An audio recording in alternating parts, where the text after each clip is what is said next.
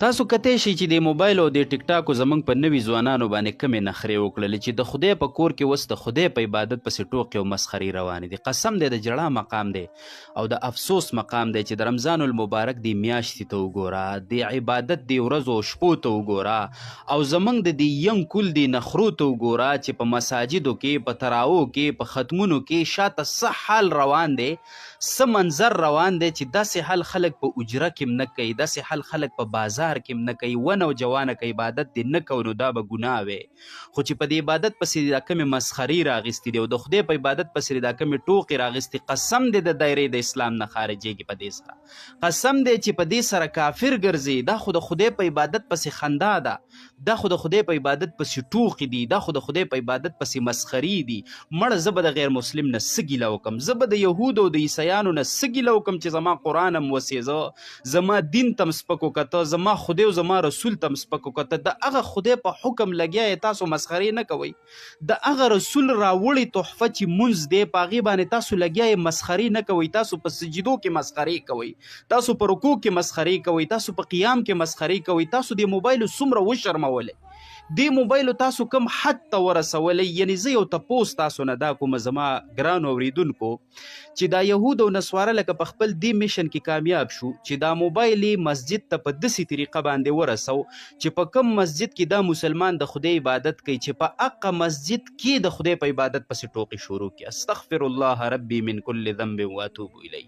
لکه دا جومات خو هغه ځای دی که نه چې دې ته دا نوجوان تر دې دپاره راولي چې راځه که چېرته هدایت درته میلاو شي،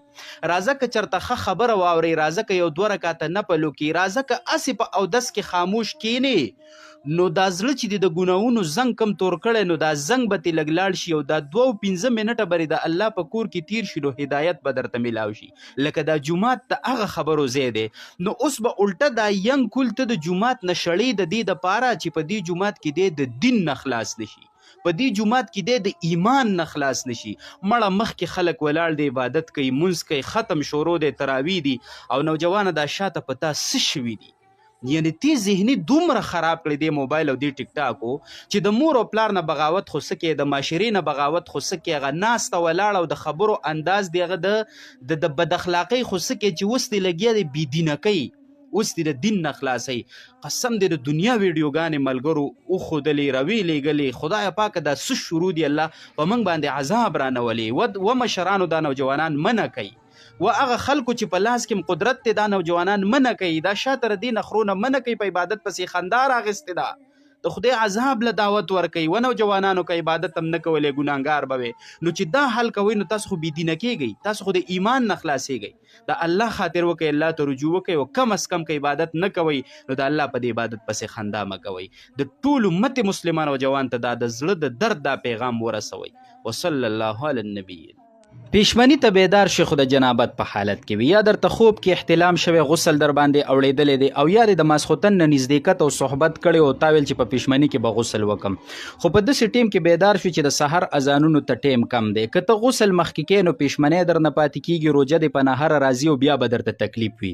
او که پیشمنی مخکې کې او غسل وروسته کې نو دلته ته د جنابت په حالت کې، د جنابت په حالت کې چې د روژې نیت وکړي او د روژې ابتدا د جنابت د حالت نه وشي نو آیا دا روژه صحیح کېږي او که نه صحیح کېږي؟ جواب دا دی چې ګوره په دې مسله ځان پوهه کوي. زموږ ډېر خلک دلته په غلط فهمۍ کې پراته دي. موږ داسې ویو چې ګینه د غسل د روژې سره ټسل دی، خو د غسل او د روژې په خپل منځ کې هېڅ ټسل نشته. که یو سړي د جنابت په حالت کې د روژې نیت وکړو، پیشمنۍ وکړو، د روژې نیت وکړو نو روژې بالکل صحیح ده. ګورئ غسل چې دی دا د روژې دپاره شرط نه دی، دا د روژې دپاره ضروري نه دی. غسل د مونځ دپاره شرط دی، د مونځ دپاره ضروري دی چې د مونځ نه مخکې به څه کېږي، غسل به کې. نو که د جنابت په حالت کې هم د روژې نیت وشو نو روژه بالکل څه ده جي درسته د پروژه باندې هیڅ اثر نه غورځېږي. په دې مسله به ته پوه شوی. اوس پاسې د ټیم کم دی نو تاله څه کول پکار دي؟ نو اول پکار تاله پیشمنی دی. کم از کم که ټیم شته دی څه ناسه نو اول استنجا وکړه، نجس ځایونه ووینځه، بیا چارندم وکړه، پیشمني ته کښېنه، پیشمنی وکړه، ځکه پیشمنی د بانګ نه پس نه کېږي او غسل د بانګ نه پس کیږي او کنه دومره ټیم هم نشته چې ته نجس ځایونه ووینځې ته چارندم وکړې نو بیا کم از کم لاس ووینځه او خوله کنګال که او ډایرکټ څه شه پیشمني ته کښېنه خوراک څښاک وکړه دې نه چې فارغ شوې نو که ټیم شته اذانونو ته خو غسل ښه پراخه طریقې سره وکړه صحیح شوله او که نه اذانونه شوي نو غسل وکړه که ته وایې چې زه اوس غسل کومه نو خولې او پوزې ته به اوبه اچومه نو دې سره مې روژه خرابه نه شي نو روژه نه خرابېږي ما درته ویل چې د روژې او د غسل خپل منځ کې څه ټسله نشته دی فرض دا دی چې ته ټولې خولې ته اوبه ورسو یعنې خوله کنګال که غرغړې مه کوو دا سنت دي خره دې نه بغیر هم غسل کیږي او پوزې دې نرمې حصې ته اوبه ورسوه اډوکې ته مه رسوه پوزه ترخوه مه دا سنت دي دا فرض نه دي د دې نه بغیر هم غسل کیږي پوزه کنګال که خوله کنګال که ټول بدن لون که ستا غسل وشو ماښام نه غرغړو ته حاجت شته نه خولې ته اوبه اچولو ته حاجت شته روژه دې صحیح ده او غسل دی صحیح دی چې په دې مسله باندې تاسو پوهه یې او کلیر یې پې صحیح شوله دویمه مسله دا وکړه چې یو کس غسل کو او د ده په غلطۍ کې اوبه تېرې شوې نو آیا دې سره د ده روژه خرابېږي او که نه خرابېږي جواب دا دی چې ګوره یوه هیره ده او یوه غلطي ده زموږ اکثر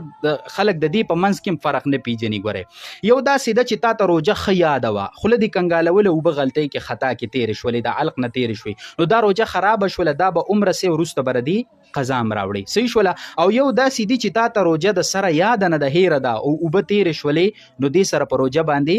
هیڅ اثر نه غورځېږي چې په دې مسله تاسو پوهه یې په خپل هم زده کوئ د رمضان المبارک میاشت شروع ده او نورو مسلمانانو ته ورسوئ دا به زمونږ او ستاسو دپاره صدقه جاریه وي او د اجر خبره به وي وصلی الله علی النبی الامین درې کارونه د نبوت د اخلاقونه دي یو د عام مسلمان اخلاق دی او یو د نبی اخلاق دی حدیث مبارک کی راځي ثلاث من اخلاق النبوه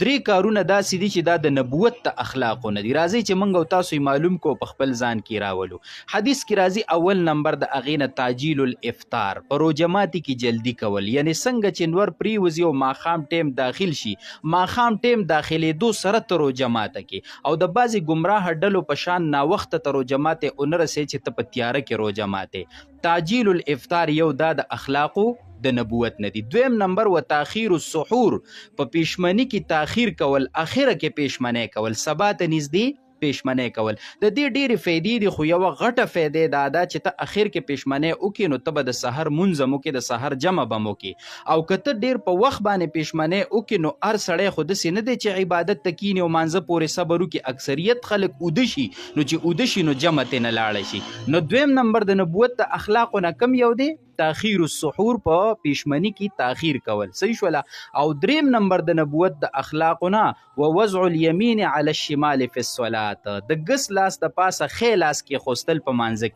کې چې تکل لاسونه وتړئ نیت وتړئ نو ښی لاس د ګس لاس د پاسه کې دا درې وړه د نبوت د اخلاقونه دي په خپل هم خپل کو او نور امت ته هم ورسو صلی الله علیه په امتی باندې د خپل مور او پلار نه زیات مهربانه پیغمبر منګ او تاسو ته فرمایلی دي چې په رمضان کې سلور کارونه په کثرت سره کوي یعنی ډېرې کوي په هغې کې دوه داسې دي چې د هغې په ذریعه به تاسو خپل رب رضا کوي یعنی الله به تاسو نه راضي کیږي او دوه داسې دي چې د هغې نه تاسو بېنیازه کیدی نشئ هغه دوه چې تاسو به د هغې په ذریعه خپل رب رضا کوئ په هغې کې یو کلمت طیبه ده یعنی کلمت طیبه په رمضان کې په کثرت سره وایي لا اله الا الله لا اله الا الله بس هر ټیم چې ستا په دې کلمه طیبه باندې جبه سي دا لوندی او دا نبی علیه السلام خپل امت ته ویلي چې دا عمل په کثرت سره کوي او دویم په دغه کې استغفار دی استغفر الله ربي من كل ذنب واتوب الیه هر ټیم استغفار هم وایا او هغه دوه کارونه چې د هغې نه تاسو بېنیازه کیدی نشئ یو په هغې کې دا دی چې تاسو د الله نه جنت غواړئ اللهم انی اسألک الجنت او دویم دا دی چې تاسو د جهنم نه پناه غواړئ و اعوذ بک من النار نو دا څلور واړه کارونه په خپل کوئ عمل پې وکئ او نورو مسلمانانو ته هم ورسوئ وصلی الله علی النبی